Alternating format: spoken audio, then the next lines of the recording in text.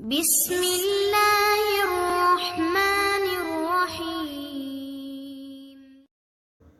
میرے ذمہ جو عنوان لگایا گیا ہے وہ ہے تزکیہ نفس۔ محترم بھائیو، تزکیہ اس کا مطلب ہے کہ صاف اور شفاف کرنا، یعنی کہ گناہوں سے، اخلاق رذیلہ سے پاک اور صاف کرنا۔ نفس کا مطلب ہے ذات اور شخصیت، تو تزکیہ نفس کا مطلب ہوا اپنے آپ کو اخلاق رذیلہ سے پاک کرنا، صاف کرنا، گناہوں سے پاک اور صاف کرنا۔ محترم بھائیو، یہ جو اللہ نے ہمیں جسم دیا ہے، اس کے اندر روح ہے، جسم اور روح کا مجموعہ ایک انسان ہے، تو اللہ تعالیٰ نے ہمیں جو نفس عطا کیا، اس نفس کو شتر بے مہار چھوڑنے کا حکم نہیں ہے کہ انسان جس طرح چاہے زندگی گزارے، بلکہ اس کے اوپر کچھ حقوق ہیں کہ انسان اپنی اصلاح کرے، اپنے جسم پر ظلم نہ کرے۔ ان لنفسک علیک حق، نبی صلی اللہ علیہ وسلم نے فرمایا کہ تمہارے جسم کا بھی تم پر حق ہے۔ اس جسم کو جہنم سے بچانا، آگ سے بچانا، یہ بھی انسان کے اوپر لازم ہے۔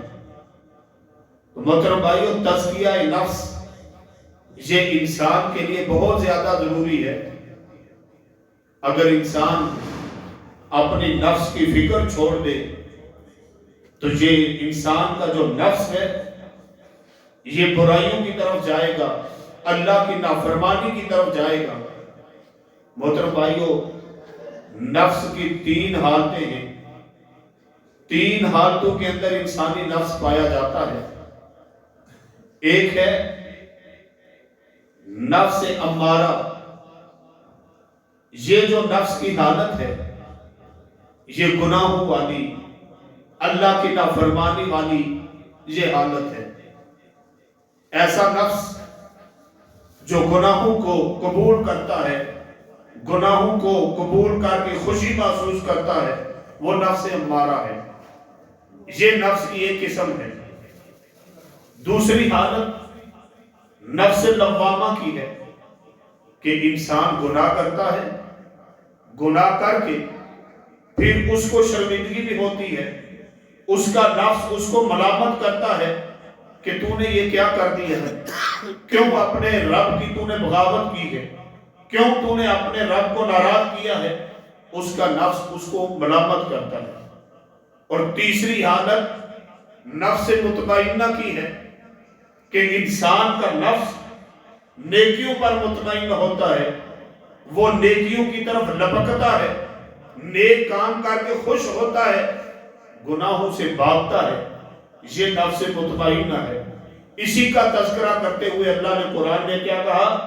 یا ایتھا النفس المطمئنہ ارجعی الی ربک راضیۃ مرضیہ فادخلی فی عبادی وادخلی جنتی۔ نفس مطمئنہ جو ہے، جب اس پر موت آتی ہے تو اس وقت فرشتے اس کو کہتے ہیں کہ اے مطمئن روح، تو خوش ہو جا، تو اللہ پہ راضی ہے، اللہ تجھ پہ راضی ہے، تو اللہ کے جنت میں داخل ہو جا، نیک بندوں میں داخل ہو جا۔ محترم بھائیو، یہ نفس کی 3 حالتیں ہیں۔ اب ہم نے کبھی غور کیا ہے کہ ہماری کون سی حالت ہے؟ ہم نے اپنے نفس کو کس حال میں ڈال کے رکھا ہے؟ حقیقت بات ہے، اگر ہم دیکھیں تو اکثریت ہماری یہی ہے کہ ہم نفس امارہ کی طرف ہیں۔ ہم گناہ کر کے اس پر پریشان نہیں ہوتے، ہم گناہ کرنے کے بعد نادم نہیں ہوتے، پریشان نہیں ہوتے، اور اگر آپ کہتے ہیں کہ نہیں ایسی بات نہیں ہے تو اس کی مثال سمجھیں. کیا ہم فلمیں دیکھتے ہیں جب گناہ کا کام ہے فلم دیکھ کر کبھی ہم نے ندامت اختیار کی ہے؟ نہیں.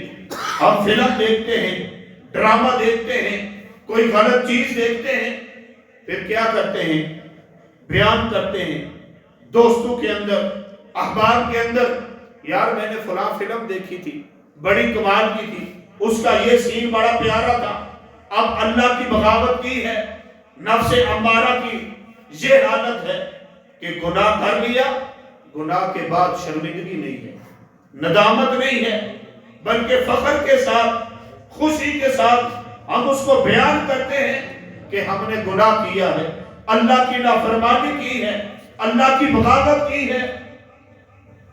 اور میرے بھائیوں امام ابن قیم رحمہ اللہ نے کیا فرمایا بڑی کمال کی بات. امام ابن قیم کہتے ہیں کہ جو پاکیزہ نفوس ہیں جو اطمینان والی روح ہے وہ اعلیٰ چیز کو قبول کرتی ہے جو اعلیٰ چیز ہے اس کو قبول کرے گی عبادات کو قبول کرے گی اللہ کے ذکر کو قبول کرے گی.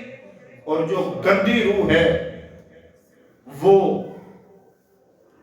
برائی کو قبول کرے گی وہ برائیوں کی طرف لپکے گی. جس طرح مکھیاں گندگی کی طرف جاتی ہیں ویسے ہی یہ نفس امارہ یہ جو ہے نا گناہوں کی طرف لپکتا ہے پاک کر جاتا ہے. اور جو پاک روح ہوتی ہے وہ ظلم سے زیادتی سے گالم گلوچ سے لڑائی جھگڑے سے چوری چکاری سے ڈاکہ زنی سے وہ اللہ کی نافرمانی سے بھاگتی ہے. نیک روح اور بری روح یہ بھاگ کر گناہوں کی طرف جاتی ہے. میرے بھائیو تزکیہ نفس بہت ضروری ہے. اگر ہم نے اس کی فکر نہ کی تو ہمارا نفس امارہ بن جائے گا اور پھر ہم جہنم کا ایندھن بن جائیں گے پھر ہم جہنم کے راہی بن جائیں گے. اور اس کے لیے دعا کیا کریں کہ اللہ ہمیں نفس امارہ سے بچا ہمیں نفس مطمئنہ عطا فرما. یہ دعا کیا کریں یہ کوئی عام چیز نہیں ہے. آپ احادیث کو پڑھیں نبی صلی اللہ علیہ وسلم جو جنت کے سردار ہیں سب سے پہلے جنت میں جانے والے ہیں نبی صلی اللہ علیہ وسلم یہ دعا کیا کرتے تھے. اپنے نفس کی پاکی کی دعا خود رسول اللہ صلی اللہ علیہ وسلم کرتے تھے. اللہم آتی نفسی تقواہا اے اللہ میں تجھ سے اپنے نفس کے اندر تقوی مانگتا ہوں اے اللہ مجھے تقوی عطا فرما. وزکاہا اے اللہ اس کا تزکیہ کر دے اے اللہ میرے نفس سے گناہوں کو دور کر دے. انت خیر من زکاہا اے اللہ تو ہی سب سے بہتر ہے جو میرے نفس کو پاک کرے گا. انت مولاہا وولیہا اے اللہ تو ہی تو اس کا دوست ہے تو ہی تو اس کو مولا ہے. نبی صلی اللہ علیہ وسلم یہ دعائیں کر رہے ہیں. میرے بھائیوں دیکھیں اگر رسول اللہ صلی اللہ علیہ وسلم جیسی ذات اللہ سے تزکیہ نفس کی دعائیں کرتی ہے ہمارے اوپر تو باللہ فرض بنتا ہے کہ ہم تو روزانہ دعا کریں صبح و شام دعا کریں ہر نماز کے بعد دعا کریں اٹھتے بیٹھتے دعا کریں کہ اے اللہ ہمیں تقوی عطا فرما اے اللہ ہمارے نفس کی اصلاح فرما اے اللہ ہمیں پاکی عطا فرما. یہ رب سے دعائیں کریں. کیا ہم نے کبھی دعا کی ہے؟ کیا ہم نے اپنے نفس کے تزکیے کی دعائیں کبھی کی ہیں؟ نہ کبھی دعائیں کی ہیں اور نہ ہی کبھی کوشش کی ہے. ہم اس چیز سے بھاگتے ہیں ہم یہ چیزیں نہیں کرتے. کبھی ہم نے سوچا ہے جو منہ میں آتا ہے وہ بولتے ہیں جو زبان پہ چڑھ جائے ہم بول دیتے ہیں. کبھی ہم نے نہیں سوچا کہ یہ جو بات ہم کرنے لگے ہیں یہ ہمارے نفس کے لیے نقصان دہ ہوگی یہ ہمیں برباد نہ کر دے. کبھی ہم نے اپنے نفس کے بارے میں سوچا ہے کہ ہمارے نفس گناہ کی طرف جاتے ہیں ہم جو بولتے ہیں یہ برائیوں کی طرف جا رہے ہیں. میرے بھائیو حدیث میں آتا ہے نبی صلی اللہ علیہ وسلم نے فرمایا ایک بندہ بولتا رہتا ہے اور پرواہ نہیں کرتا کہ میں کیا بول رہا ہوں، ایسے الفاظ بول دیتا ہے جو اللہ کو اتنے ناگوار گزرتے ہیں، جو اللہ کو اتنے ناپسند آتے ہیں کہ اللہ تعالیٰ اس بندے کو جنت کے دروازے سے اٹھا کر جہنم میں ڈال دیتا۔ کیا کبھی ہم نے سوچا ہے، ہم نے کبھی غور و فکر کیا ہے کہ ہم کیا کر رہے ہیں؟ نہیں، ہم تو بے دڑک بولنے والے ہیں، اللہ کی نافرمانی کرنے والے ہیں، کیونکہ ہم نے اپنے نفس کی کبھی اصلاح نہیں کی، کبھی غور و فکر نہیں کیا۔ ہم تو اپنے نفس کو شکر بے بہار چھوڑے ہوئے ہیں۔ میرے بھائیو، صحابہ کرام کو آپ دیکھ لیں، صحابہ کرام ایسے نہیں کرتے تھے۔ وہ تو اپنے جسم کو وہ سزائیں دیا کرتے تھے، وہ تو اپنے نفس کو سمجھایا کرتے تھے کہ کہیں اللہ کی نافرمانی نہ کرنا، میں جہنم میں نہ چلا جاؤں۔ صحابہ کرام تو اس چیز کی بڑی فکر کیا کرتے تھے۔ صحابہ کرام بڑے گھبرایا کرتے تھے۔ سیدنا ابو بکر صدیق رضی اللہ تعالیٰ عنہ عام شخصیت نہیں ہے، صدیق اکبر وہ ہیں جن کے بارے میں نبی صلی اللہ علیہ وسلم نے کہا ہے، ابو بکر تیرے لیے جنت کے 8 دروازے کھولے جائیں گے، تو جس سے چاہے گا جنت میں داخل ہوگا۔ وہ صدیق اکبر ایک دن اپنی زبان کو کھینچ رہے ہیں۔ عمر فاروق نے کہا، ابو بکر کیوں اپنے آپ کو تکلیف دے رہے ہو؟ سیدنا ابو بکر صدیق نے کہا، میں اس کو سمجھا رہا ہوں کہ کہیں رب کی نافرمانی نہ کرنا، کہیں میں تیری وجہ سے پکڑا نہ جاؤں، جہنم کا ایندھن نہ بن جاؤں۔ یہ ہوتا ہے اپنی فکر کرنا، یہ ہے اپنے جسم کے بارے میں سوچنا، یہ ہے اپنے نفس کا تزکیہ کرنا، اپنے آپ کو سمجھانا کہ کہیں ایسا کام نہ کرنا جس سے جہنم کا ایندھن نہ بن جائے۔ کیا ہم نے کبھی ایسا کیا ہے میرے بھائیوں؟ کبھی ایسا نہیں کیا۔ ہم تو دنیا کے پیچھے بھاگ رہے ہیں۔ ہم تو کہتے ہیں کہ جسم کو چھوڑو، جہنم میں جانا ہے تو چلے جائیں گے، لیکن ظاہری لذت کو نہیں چھوڑیں گے۔ حرام کھا کر اپنے آپ کو جہنم کا ایندھن بنا لیں گے، لیکن ظاہری طور پر، وقتی طور پر ہمارے پاس مال آنا چاہیے۔ یہ نہیں سوچیں گے کہ حلال ہے یا حرام ہے، بس مال ہونا چاہیے۔ ہم نے دھوکہ کر کے مال لیا ہے، فراڈ کر کے مال لیا ہے، کسی سے زیادتی کر کے مال لیا ہے، یہ پرواہ نہیں ہوتی۔ جھوٹ بولیں گے، غیبت کریں گے، دوسرے کا مال کھائیں گے، دوسرے کا حق ماریں گے، لیکن کبھی نہیں سوچیں گے کہ ہم نے اپنے رب کے سامنے بھی جانا ہے۔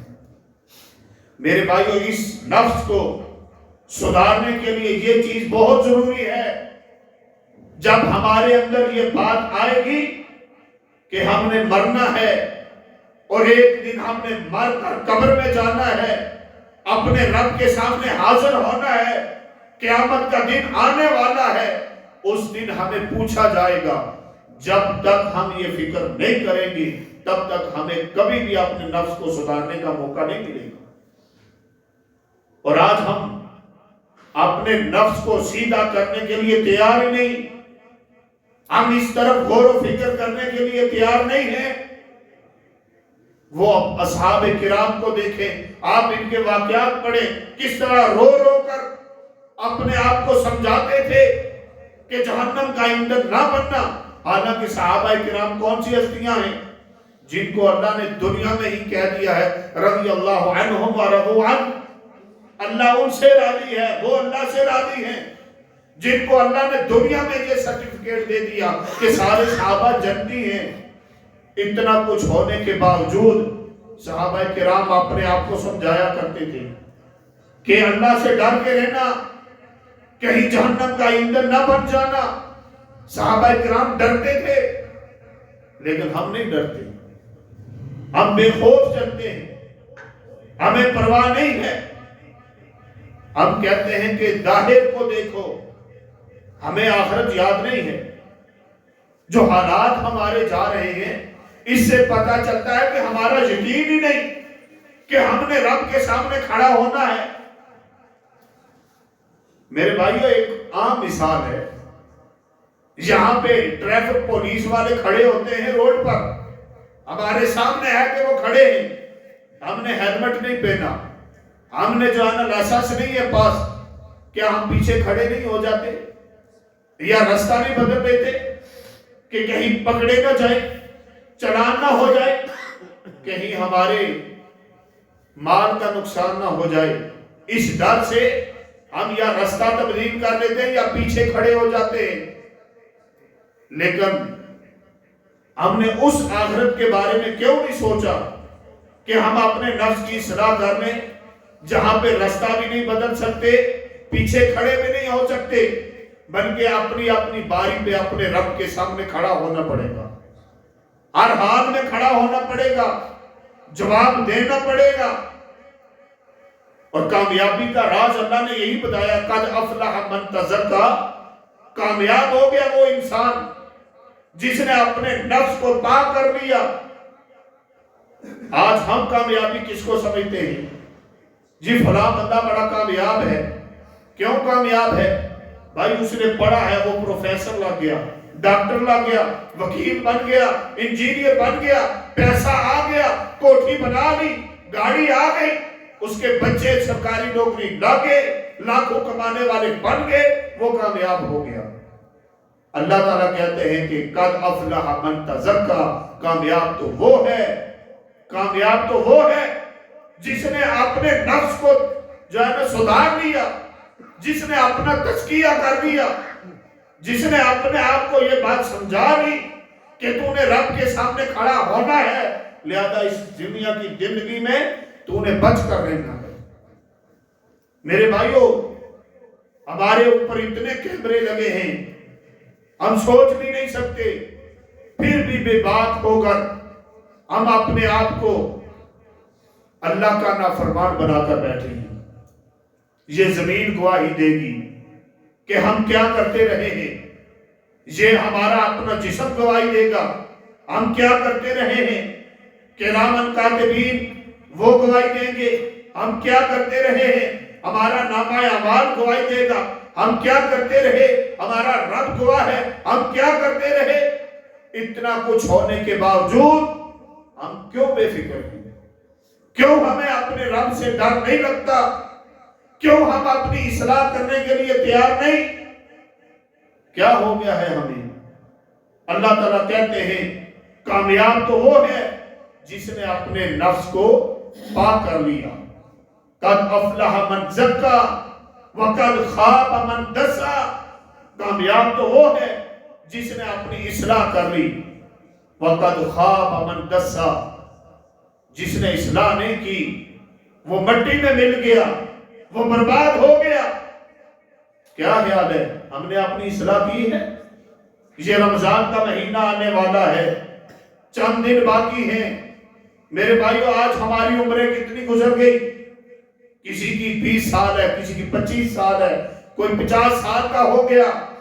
اتنے سال ہم نے گزارے، آج تک جو بھی رمضان ہم نے گزارا ہے، کیا ہمارے روزوں نے ہمیں کوئی تبدیلی دکھائی ہے؟ کیا ہم نے رمضان گزارا، اس رمضان کے بعد ہم بدلے ہیں؟ نہیں، ہم اپنی اصلاح کرنا چاہتے ہی نہیں، ہم اپنے آپ کو سدھارنا چاہتے ہی نہیں، اسی لیے تو ہم رمضان کو بھی روٹین سے گزارتے ہیں۔ صرف روٹین کے طور پر ہم روزہ رکھتے ہیں، روٹین کے طور پر ہم باقی کام کرتے ہیں، جو بھی عبادت ہے اپنی اصلاح کے لیے کوئی کام نہیں ہم کرتے۔ وگرنہ روزہ رکھا ہو تو بندہ تو اندر سے ہل جاتا ہے، لیکن ہم روزہ رکھ کر ٹی وی بھی دیکھتے ہیں، روزہ رکھ کر فلمیں بھی دیکھتے ہیں، ڈرامے بھی دیکھتے ہیں، ساز بھی سنتے ہیں، گانے بھی سنتے ہیں۔ روزے کا مقصد کیا ہوتا ہے؟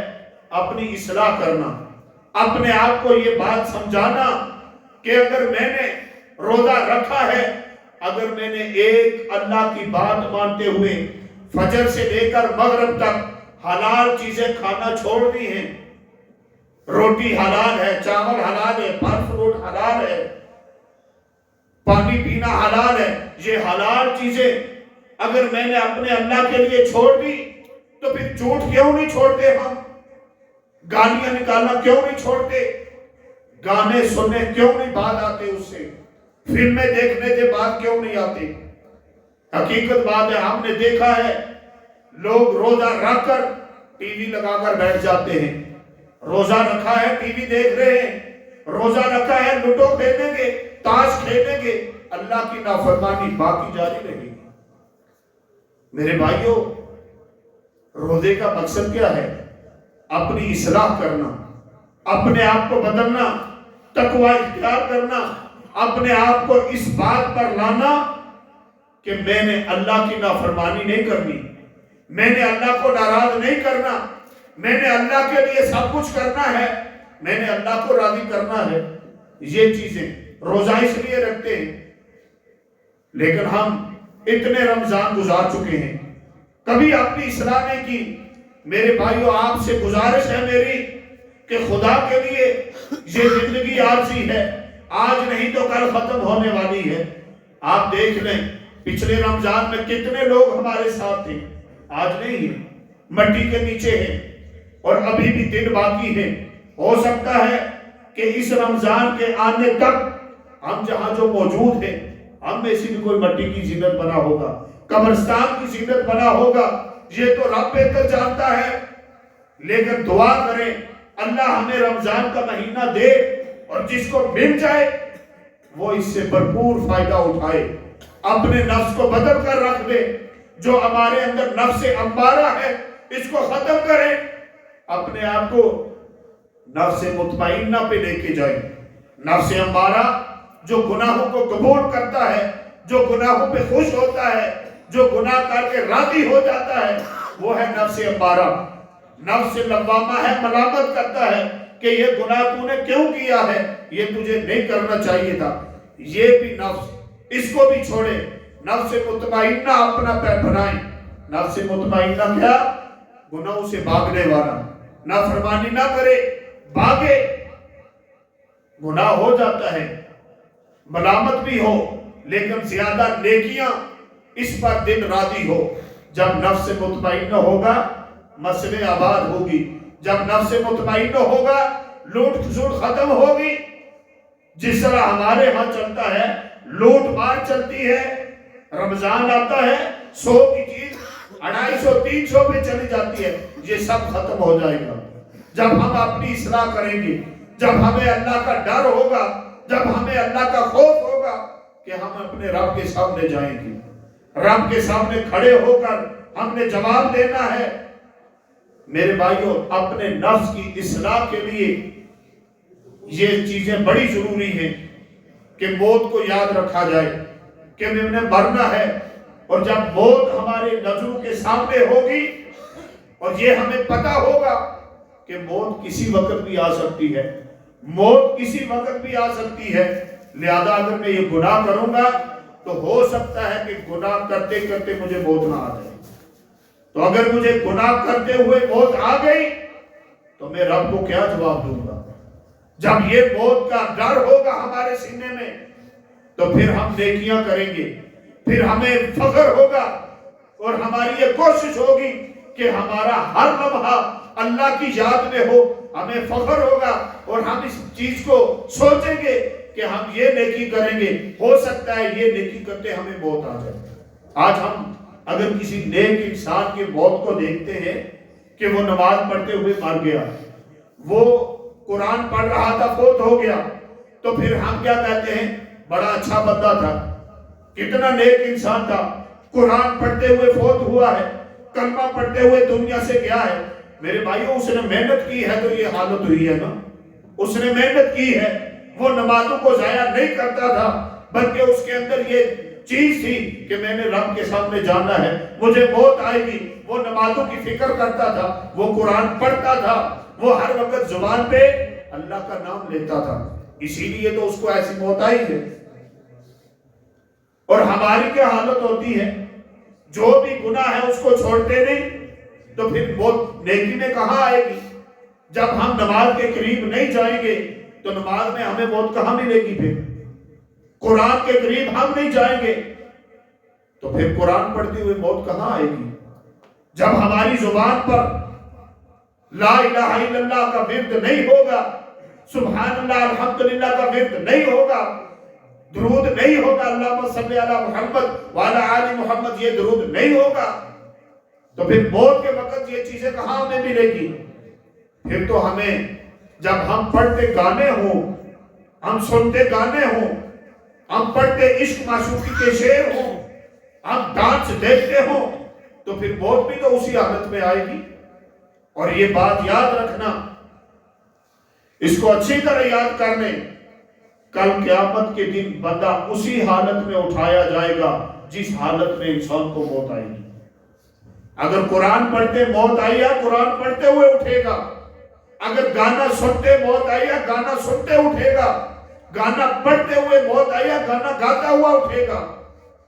تو اگر ایسی گندی موت آ گئی تو کیا خیال ہے کل قیامت کے دن کامیابی ملے گی؟ کل قیامت کے دن نجات ملے گی؟ اللہ کے حضور کامیابی ہوگی؟ نہیں میرے بھائیوں، کیوں اس دنیا کے لالچ میں ہم پڑے ہیں؟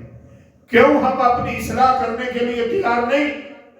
کیوں ہم اپنے رب کو راضی کرنے کے لیے تیار نہیں؟ میرے بھائیوں، کیوں اللہ تعالیٰ نے صحابہ کرام کے بارے میں کہا ہے کہ اس طرح ایمان لے کر آؤ جیسے میرے صحابہ لے کر آئے؟ ان کو فکر لگ گئی تھی، ان کو پتہ چل گیا تھا یہ دنیا عارضی ہے، انہوں نے اپنے نفسوں کی اصلاح کرنی تھی، انہوں نے اپنے نفسوں کو نفس مطمئنہ بنا لیا تھا۔ کیا ہر بندہ صحابہ کرام جتنے تھے، کیا وہ پیدائشی طور پر نفس مطمئنہ لے کر آئے تھے؟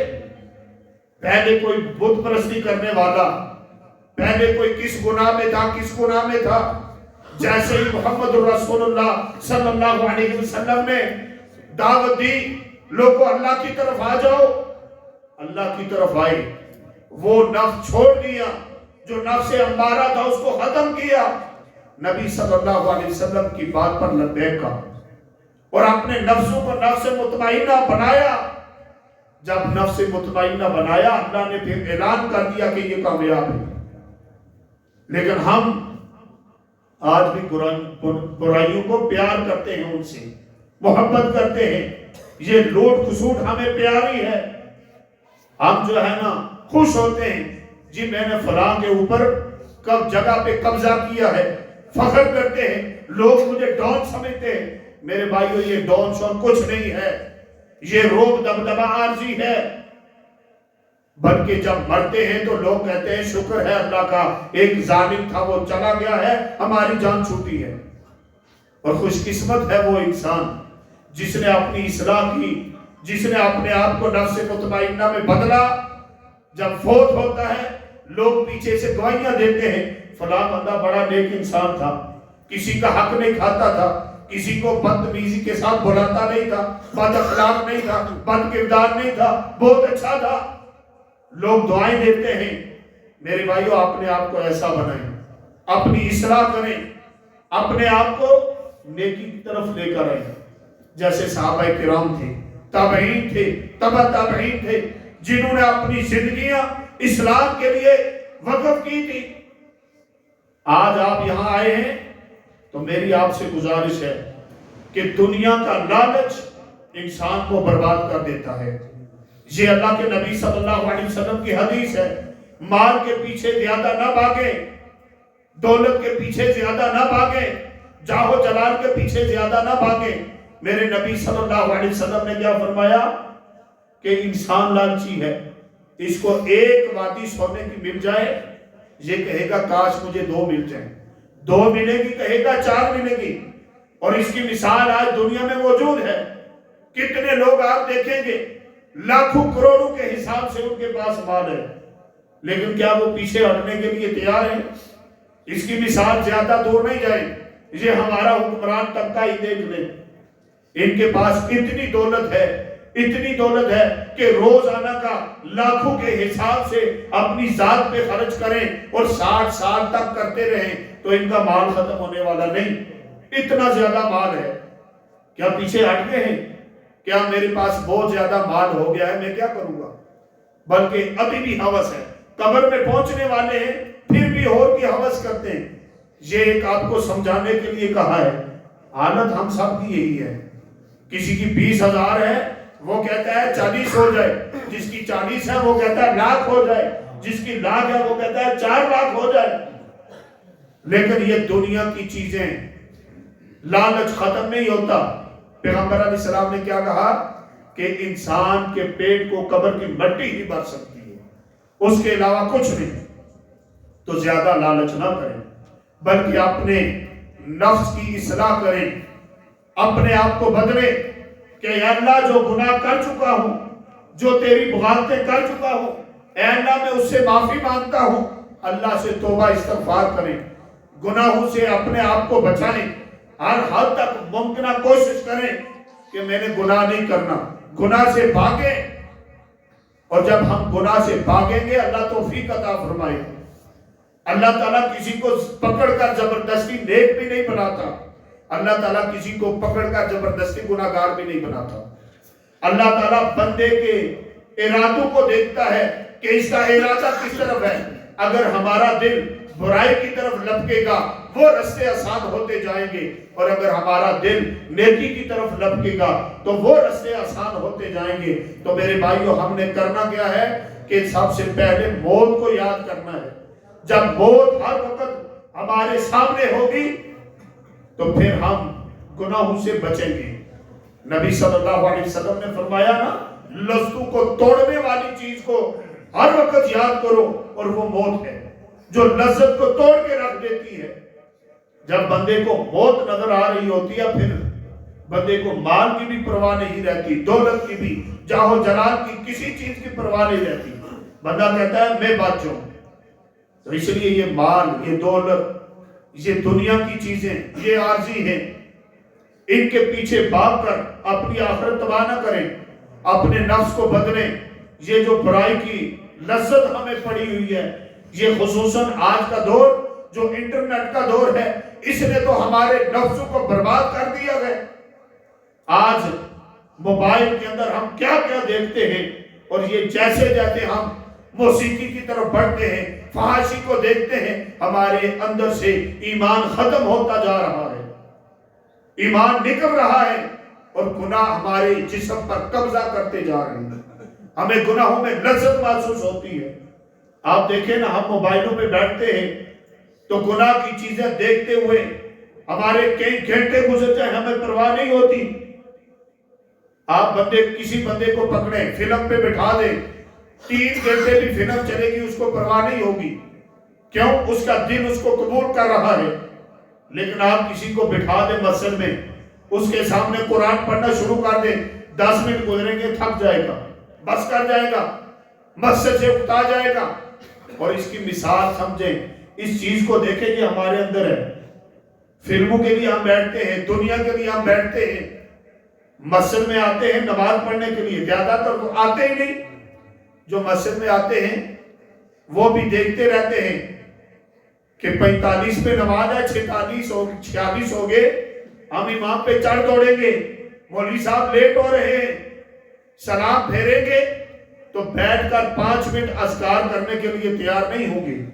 جیسے ہی سلام پھیریں گے اٹھ کے بھاگیں گے، دنیا کی طرف بھاگیں گے، اس بازار کی طرف بھاگیں گے جو اللہ کو ناپسند ہے۔ نبی صلی اللہ علیہ وسلم نے کیا فرمایا؟ دنیا کے اندر سب سے پسندیدہ چیز جو اللہ کو پسند چیز ہے وہ مسجد ہے، اللہ اس سے پیار کرتا ہے، اللہ کی پسندیدہ چیز مسجد ہے۔ بازار کے متعلق کیا فرمایا؟ اللہ کی مبغوض جگہ ہے، اللہ کو ناپسند ہے۔ بازار کی جگہ کو اللہ پسند نہیں کرتا، ناپسند جگہ ہے۔ ہم مسجد میں 1 منٹ بھی ٹھہرنے کے لیے تیار نہیں، سلام پھیرنے کے فوراً بعد اٹھ کے بھاگتے ہیں، 5 منٹ بیٹھ کر اذکار کرنے کے لیے تیار نہیں، آیت الکرسی پڑھنے کے لیے تیار نہیں، 3 کل پڑھنے کے لیے تیار نہیں، لیکن بھاگ کر بازار میں بیٹھیں گے، گپے لگائیں گے۔ وہاں کتنے ٹائم بیٹھتے رہتے ہیں، کتنی گپے لگاتے ہیں۔ تو اس سے پتا چلتا ہے کہ اگر ہمارے دل مسجد میں نہیں لگتے تو ہمارے دل، ہمارا نفس، یہ نفس امارہ ہے، نفس مطمئنہ نہیں۔ اگر مسجد میں ہمیں سکون ملتا ہے، نماز پڑھ کے ہمیں سکون ملتا ہے، اذکار کر کے ہمیں جو ہے نا سکون ملتا ہے، ہم فرحت محسوس کرتے ہیں تو اس کا مطلب ہے کہ ہمارے نفس مطمئنہ ہے. اور ہر بندہ اپنے طور پر، کسی کو بتانے کی ضرورت نہیں ہے، اپنے طور پر سوچے کہ کیا میں کیا ہوں، میرے اندر کتنی جو ہے نا نیکی کی طلب ہے. لیکن اصل بات یہ ہے ہمارے نفس کی اصلاح میں یہ بھی بڑی رکاوٹ ایک چیز ہے. ہم صرف نماز پڑھ لیتے ہیں نا، اپنے آپ کو بہت زیادہ نیک سمجھنا شروع کر دیتے ہیں. نماز پڑھ لی، ہم اپنے ہی اندر سوچتے ہیں میں بڑا نیک انسان ہوں. آئے میں مسجد میں گیا تھا، میں نے جماعت کے ساتھ نماز پڑھی تھی. حالانکہ بندہ جتنی بھی نیکیاں کر لے، رونا چاہیے کہ میں نے کچھ نہیں کیا. گناہ تھوڑا بھی ہو جائے اس کو پہاڑ سمجھنا چاہیے، لیکن نیکیاں لاکھوں کی بھی ہو جائے تو یہی رونا چاہیے کہ ابھی میں نے کچھ نہیں کیا، میں نے تو ابھی اپنے رب کی اس طرح فرما برداری کا حق ہی ادا نہیں کیا جیسے کرنا چاہیے. جب یہ فکر ہوگی پھر ہم اپنی اصلاح کریں گے. جب ہم گناہوں کو بڑا سمجھیں گے، چھوٹے گناہوں کو بھی بڑا گناہ سمجھیں گے کہ یہ مجھے برباد کر دے گا، ہر گناہ نظر آئے تو یہ فکر لگ جائے کہ یہی وہ گناہ ہے جو مجھے جہنم میں لے کے جائے گا، پھر ہم اپنے آپ کو بدلیں گے. تو میرے بھائیوں، اپنے آپ کو بدلیں. یہ 3 قسم کے نفس ہیں. نفس کی 3 حالتیں میں نے آپ کے سامنے رکھی ہیں. ان میں سے آخری جو ہے، پہلی ہے نفس امارہ جو گناہوں کو زیادہ قبول کرنے والی ہے، نفس لوامہ جو گناہ کے بعد ملامت کرتی ہے، نفس مطمئنہ جو نیکی پر اطمینان ہے کہ زیادہ نیکیاں کمانے والا. ہم کو چاہیے کہ ہم اپنے نفس کی اس حالت کو برقرار کریں، اس حالت پر اپنے آپ کو لے کر جائیں. اور یہی آج کی اس کانفرنس کا پیغام ہے. اور آپ جتنے احباب آئے ہیں، اگر ہم نے اس حالت کو اپنا لیا تو انشاءاللہ دنیا بھی ہماری کامیاب ہے، آخرت بھی کامیاب ہے. یہ مجلس یہ ہمارے لیے راہ نجات بن جائے گی. اللہ تعالیٰ سے دعا ہے کہ اللہ تعالیٰ ہمیں اپنے اصلاح کرنے کی توفیق عطا فرمائے. اللہ تعالیٰ ہمیں نفس مطمئنہ عطا فرمائے. وما علینا الا البلاغ.